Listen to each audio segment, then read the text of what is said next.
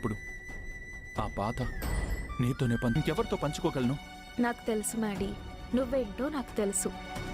Engagement విషయం నేను నీకు చెప్పలేదు కదా, నువ్వెలా వచ్చావు? నేను దేవా అంకుల్తో ఎలా వచ్చావు? అది ఎలా వచ్చుంటానో నిజానికి నేను నమ్మలేదు. నిజమా కాదా తెలుసుకుందామని వచ్చాను. నేను మాక్సిమం ట్రై చేశాను, డాడీ వాళ్ళు వినలేదు. ఆలోచించి మనసు పాడు చేసుకోకు.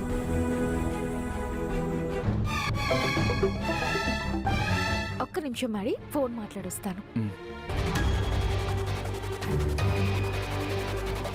ఎంగేజ్మెంట్ అని బాధపడ్డం కన్నా డైరెక్ట్ గా లైవ్ లో చూసి బాధపడే ఛాన్స్ నీకొచ్చి తాంబూలం అందుకుంటా.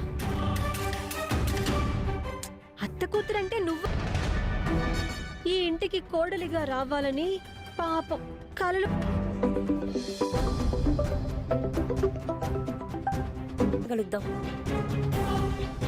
అన్నతో ఇలా దేవేంద్ర వర్మని కలవాలనుకుంటున్న విషయం మీ నాన్న దొరుకుతాడని అబద్ధం చెప్తున్నాను. నేనే దేవేంద్ర వర్మ గారి ఇంటికి వచ్చాను.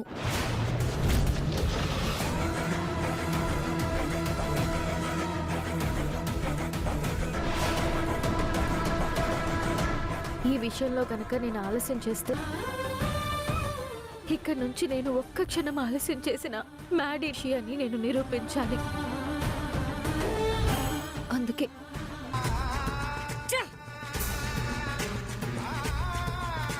ప్రమాదం జరుగుతుందో చిన్నిని ఎలాగైనా కాపాడాలి దేవుడా.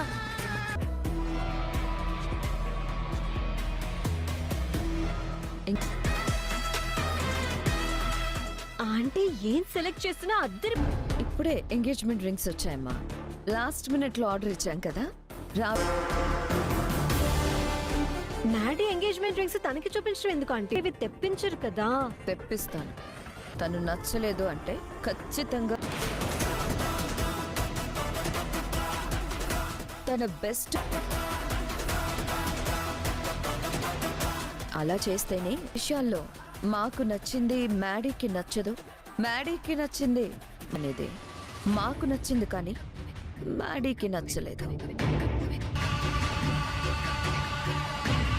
దేవుడి దయ వల్ల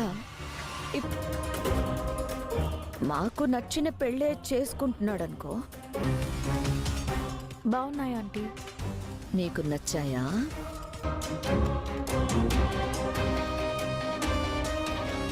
బాగా నీకు అనిపిస్తుంది కదా. ఏం లేదాంటీ, నచ్చాయి. ఈ రింగ్స్ చాలా బాగా నచ్చాయి. సో నీకు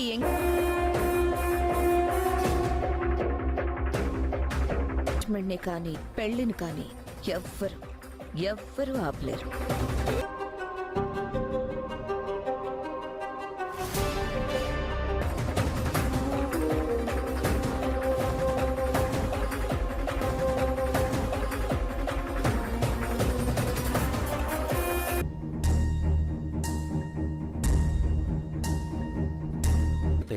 నువ్వు ఉండన్నయ్యా, నేను వెళ్ళి బావని తీసుకొస్తాను.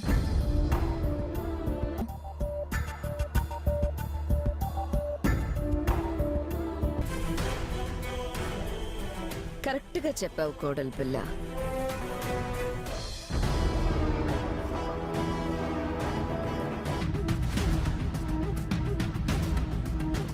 నమస్తే అండి. నమస్తే. ఆయన ఎక్కడున్నారో చెప్తే ఈ బొకే ఇచ్చి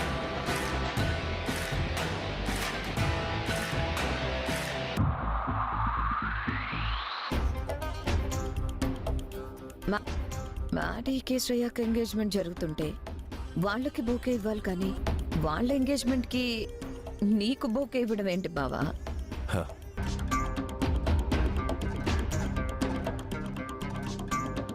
చూడు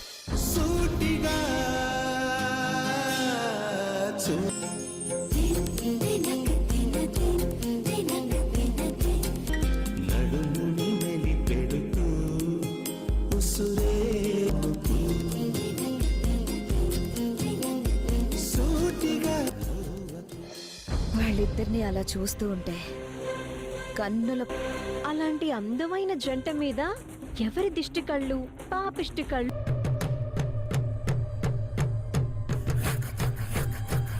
congratulations Maddy. Thank you dad. Congratulations అమ్మా. థ్యాంక్ యూ మావయ్య. కంగ్రాచులేషన్. నీ ఫ్రెండ్కి కంగ్రాట్స్ చెప్పవా? అదే ఎంగేజ్మెంట్ ఏర్పాట్లు ఎలా ఉన్నాయి అని అడుగుతా. నాకు తెలిసి హ్యాపీగా ఫీల్ అవుతాను.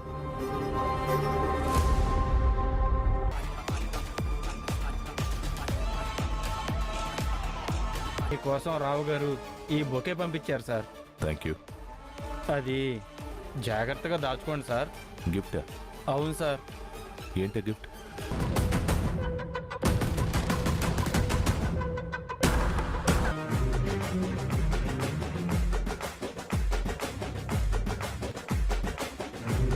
బొకేలో గిఫ్టా?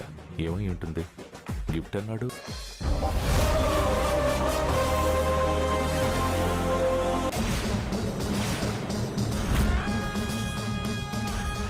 తెలుసుకున్నాను.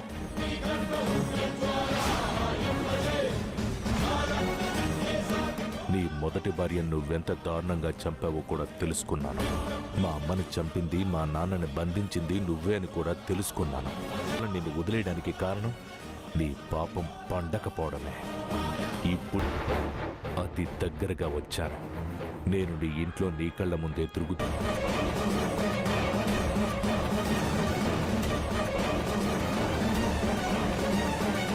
శిక్ష అనుభవించడానికి సిద్ధంగా ఉండు.